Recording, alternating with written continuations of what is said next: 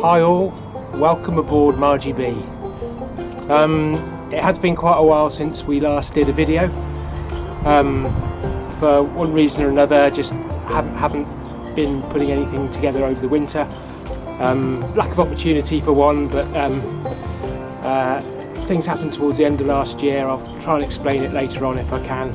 But kind of stopped the whole videoing thing because something happened during making one of the videos. But that aside, this is just a short video to say Margie B is awake for the spring. She's up and running. We're cleaning the dock here and getting everything shipshape and starting to move things back on. We'll be giving her a service and an oil change before the season starts in full. But in essence, we're back. We're back on the river, and we're going to be back making some more videos again very shortly with our adventures up and down the Thames and whatever happens in between. So welcome back, and I hope you join us for another season on the Thames.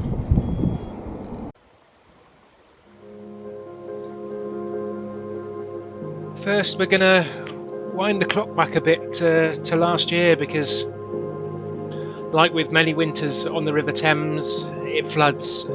Admittedly, this winter was not as bad as the winter before, but this is Rushy Lock in, I think this was late November, and it's flooded. The water had been up over the top of our deck and completely flooded. But what this was a really good test of the risers that we put in last year, and you can see here that rear riser, the ring has risen right the way up, which allows Margie B to rise and fall safely as the water levels do that. So when we managed to get back onto Margie B, because you can see the sediment on the landing there from where the water's been over it.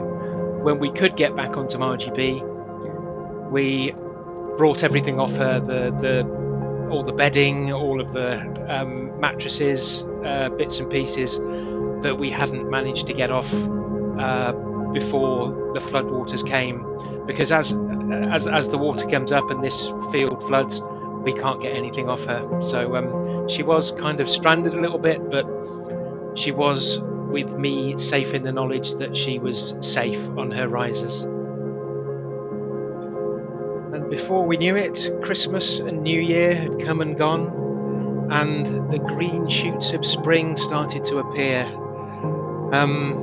Blue skies, a bit of warming sun, which allowed us to get up to the mooring and do a bit of tidying up. We had lots of bits and pieces that had kind of accumulated there that needed a bit of tidying up and getting in order. So we spent a day up there to tidy up and start waking Margie B up for the spring. So we have been putting together a few things ready for a little service at the beginning of the year. Some oil.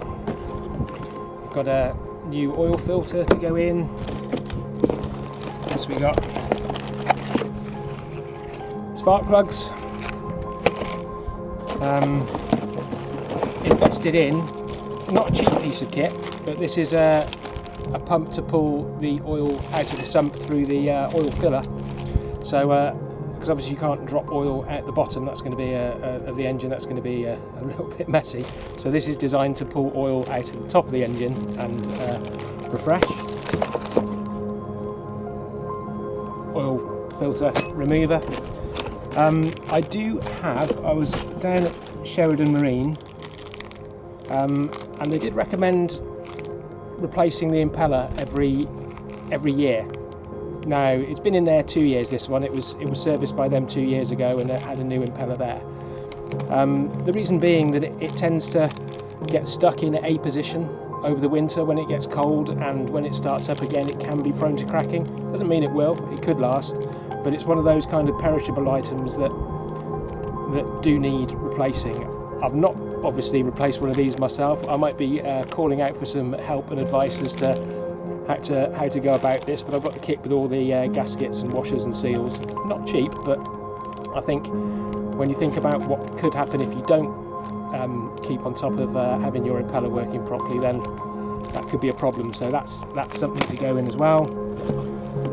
I think that's it for main servicing bits. Got some more boat wash as well. Got to keep the lady clean, haven't we? So oh, and a new rotor arm.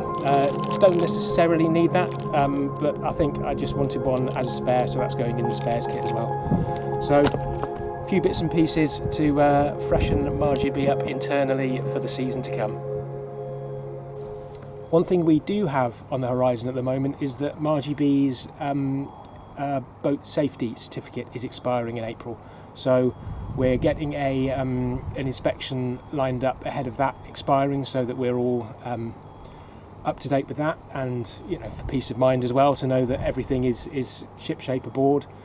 I'll check the things that I know we can check, that all the nav lights, electrics are working, that all the labelling around the gas and batteries are fine, and that the battery wiring is all tied down and secured, and the batteries are secure as well.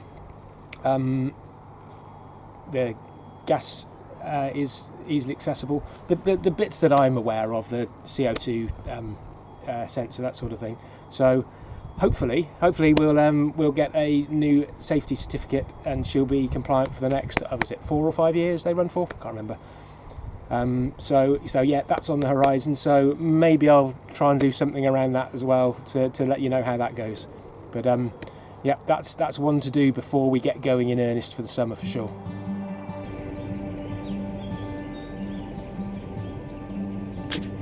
I mentioned at the start of this video that something had happened towards the end of last year, and I tried to explain it if I could, and I've really struggled to find the right words to do so, but I'm going to try here. During our club crane out in November, we sadly lost one of our close boating family, the wonderfully generous and kind Brian Oliver, who tragically collapsed and never regained consciousness despite our best efforts, after expertly guiding Stravagan onto her crane out mooring. This is some footage from the very first day that Petra and I met Brian up at Radcott, and we shared a cruise with Chris and Brian back down to our mooring at Tadpole. This is Brian checking the ropes and seeing that actually one of the ropes had come off the stern as they'd entered the lock there, and pulling Stravagan back onto the bollard.